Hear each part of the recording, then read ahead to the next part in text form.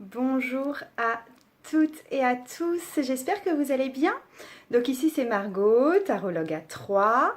Alors en fait cette vidéo elle va être assez spéciale parce qu'il y a quelque temps j'avais publié sur Instagram quelques images d'un grand mandala de tarot que j'avais fait avec les cartes du Mariel Tarot.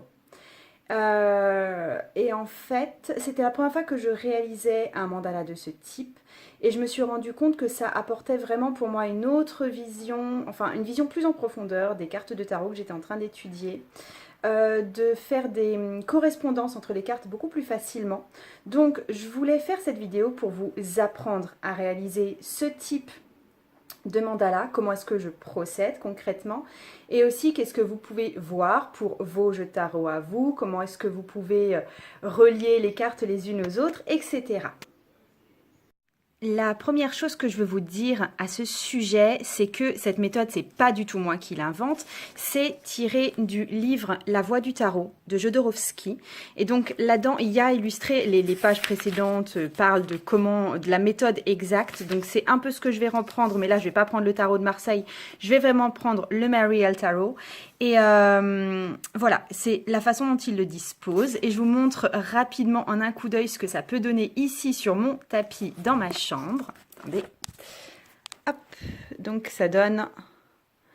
Vous avez quelque chose qui va ressembler à ça.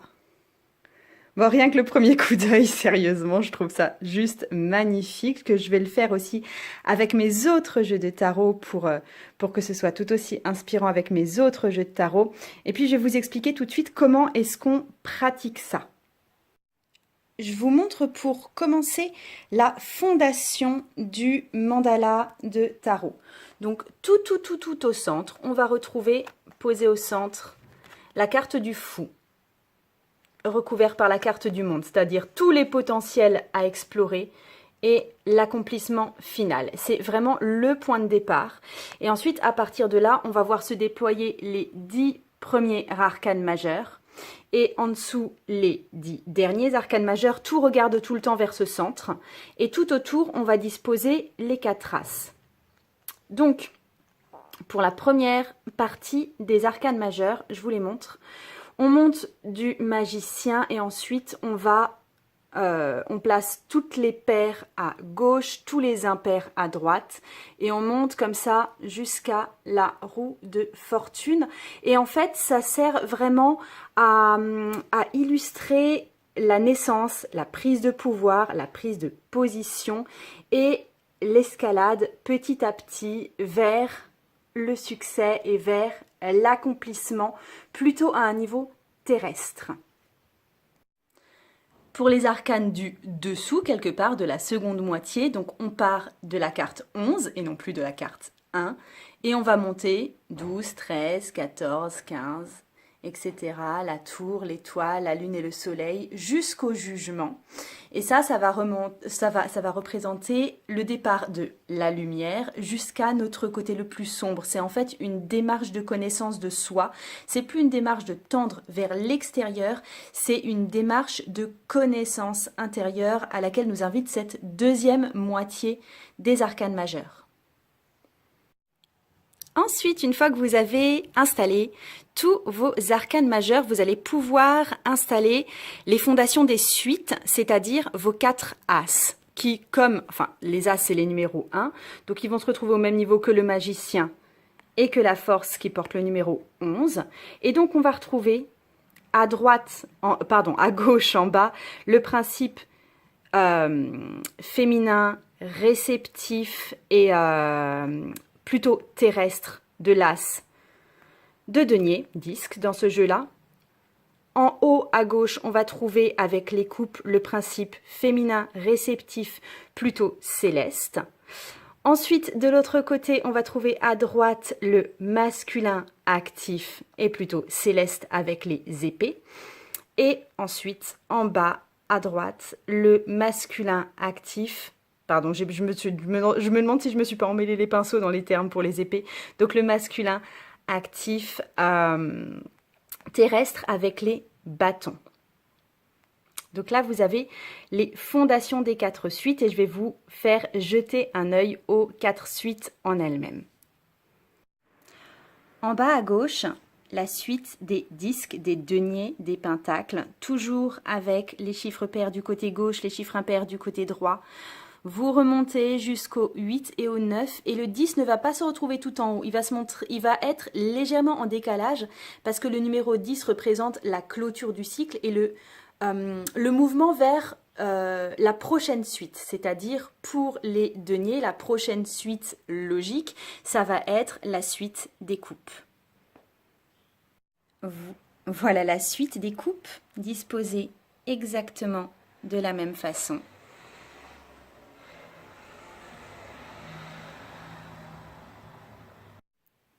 Je vous montre la suite des épées, donc en haut à droite.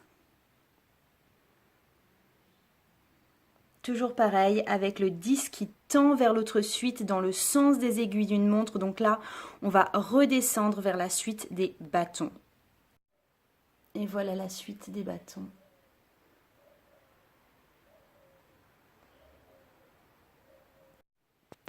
Je termine avec les personnages de la cour. Donc les personnages de la cour ne sont pas rattachés aux As. Ils vont se retrouver entre les 2 suites auxquelles ils appartiennent. Donc du côté des disques, les disques. Du côté des coupes, les coupes. Au niveau 2 et 3, on place les pages. Au niveau 4 et 5, on place les chevaliers. Là, mes visions par rapport à Jodorowsky diffèrent. Il place les chevaliers tout en haut, enfin dans le stade le plus élevé pour lui des personnages de la cour et je ne respecte pas ça, je ne suis pas de son avis, je place les chevaliers dans cet ordre plus traditionnel. Les reines au niveau 6 et 7, les rois au niveau 8 et 9. Je vous montre ce que ça donne du côté des épées et des bâtons, avec les pages niveau 2, 3, les chevaliers niveau 4, 5, les reines niveau 6 et 7 et les rois du niveau 8 et 9 des numéros qui leur correspondent. Je voulais faire maintenant un retour par rapport à la construction de ce mandala de cartes sur ce que ça m'avait appris. Au-delà du fait que ce soit lumineux, que ça permette de vraiment prendre connaissance de son tarot, que ça offre un excellent support de méditation parce que forcément ces images nous évoquent des scènes de notre propre vie ou des choses qui vont même parler directement à notre inconscient sans vraiment que ce soit formalisé en fait pour nous. Je vais vous montrer certaines des correspondances que j'ai réussi à voir grâce à la construction de ce mandala de cartes. Et ce que vous pourrez éventuellement faire pour vous-même. J'aurais envie aussi de vous inviter, s'il y a quelques cartes dans votre jeu que vous ne comprenez pas, dont le sens vous échappe complètement, vous avez du mal à vous les approprier, de faire ce mandala de cartes et de considérer spécialement les cartes qui sont problématiques pour vous à l'heure actuelle dans leur ensemble. Et ça peut vraiment replacer les choses quelque part dans leur contexte et vous aider à avoir une compréhension plus fine de ce qui se passe. Donc, les premières cartes que je voulais évoquer avec vous, c'était tout simplement les As. Parce que, en fait, juste à les étudier comme ça, une à une, j'avais pas forcément réalisé à quel point toutes elles portent en elles l'énergie de leur suite vivante et pure, quelque part, dans leur ventre, sur leur ventre. On le voit très nettement avec l'As de coupe, qui est quelque part enceinte d'un œuf bleu, l'aigle des épées qui est quelque part enceinte d'une sorte d'œuf jaune, etc. Pareil pour les bâtons avec le rouge, pareil pour les disques avec le vert. Et, enfin, je trouve ce Minotaure complètement fantastique. Mais en fait, ça m'a aidé à les voir vraiment comme un tout et comme porteur vraiment de toute l'énergie et de toute l'essence de leur suite. Et ce qui m'a fait aussi tilt, c'est qu'il y a 2 autres cartes de grossesse, l'une réelle qui est dans la grande prêtresse, qui est ici. Mais bon, celle-là, ça m'a pas trop marqué parce que c'était plus une vraie grossesse, c'était moins figuratif quelque part. Mais ce qui m'a vraiment marqué, c'était pour la roue de fortune, où on voit, excusez-moi, Ici, vraiment aussi quelque chose de très symbolique de porter à l'intérieur du ventre. Quelque chose de très féminin en fait, quelque chose de très créatif et qui va donner naissance à quelque chose. Et quelque chose auquel, quelque part, on n'est pas forcément décisionnaire dessus. C'est quelque chose qui s'impose à nous, qu'on porte en nous, dont on doit accoucher, mais qu'on n'a pas forcément décidé très consciemment au départ.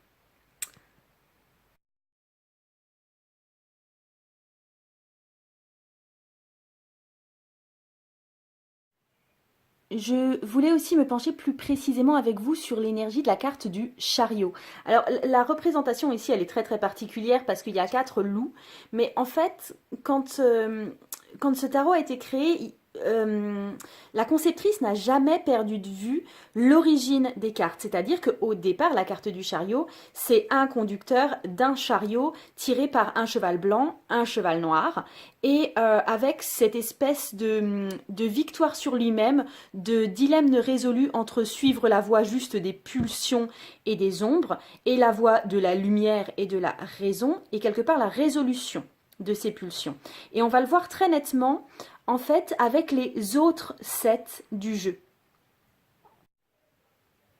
On a là le set de coupe représenté par un loup noir pour représenter le cheval noir et notre côté sombre, notre côté tenté, notre côté animal instinctif.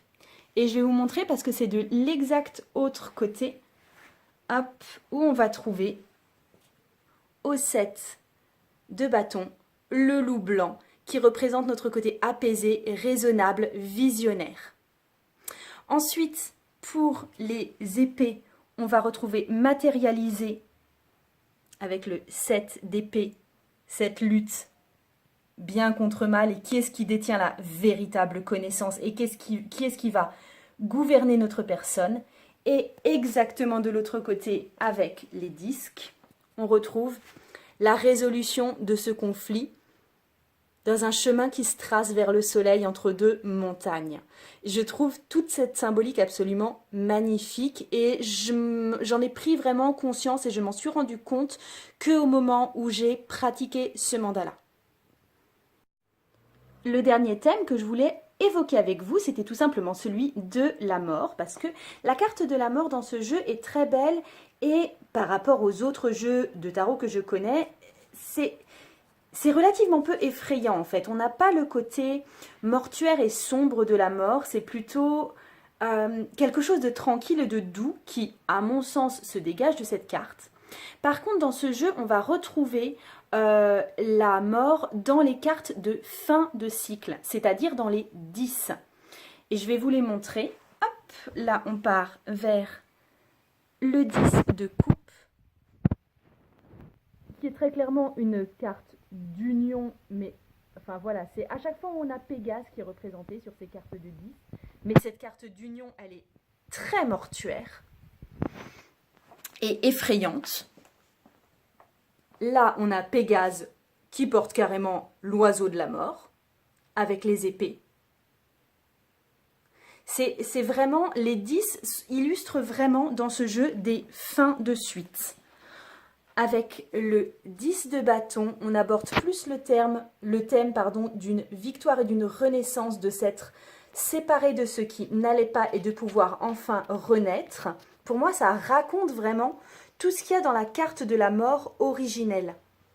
Et enfin, on retrouve aussi Pégase chez les disques, avec l'arbre de vie qui est également représenté ici, qui porte un bélier complètement fou et qui accède lui aussi à une autre réalité en fait.